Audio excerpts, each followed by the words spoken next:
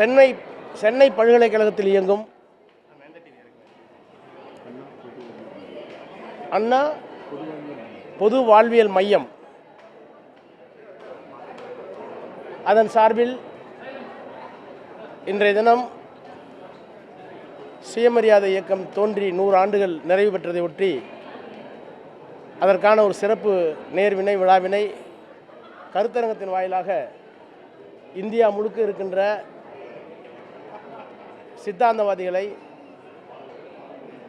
நாடறிந்த அறிஞர்களை அழைத்து ஒரு கருத்தரங்கத்தை நடத்தி கொண்டிருக்கிறார்கள். அதனை துவக்கி வைத்து உரையாற்றுகின்ற வாய்ப்பினை பல்கலைக்கழகம் எங்களுக்கு வழங்கியிருக்கிறது. தந்தை பெரியாருடைய சுயமரியாதை இயக்கம் முன் எப்போதையும் விட இப்போது நடைபெற்று கொண்டிருக்கின்ற மதவாத அரசியலை எதிர்த்து, சாதிய அரசியலை எதிர்த்து இந்த இயக்கம் தேவைப்படுகிறது என்பதை தமிழ்நாட்டினுடைய மாண்புமிகு முதலமைச்சர் முத்துவேல் கருணாநிதி ஸ்டாலின் என்கின்ற அந்த மாமனிதர் ஆக்ஸ்போர்ட் பல்கலைக்கழகம் வரை சென்று பெரியாரை விதைத்துவிட்டு வந்திருக்கிறார், முதலீடு செய்துவிட்டு வந்திருக்கிறார்.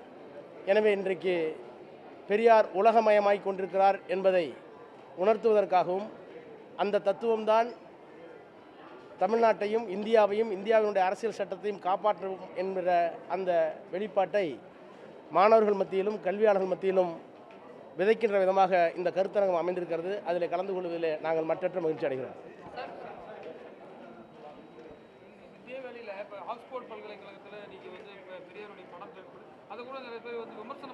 விமர்சனம் அதாவதுங்க பொறாமையில் பேசுறது, இயலாமையில் பேசுறது.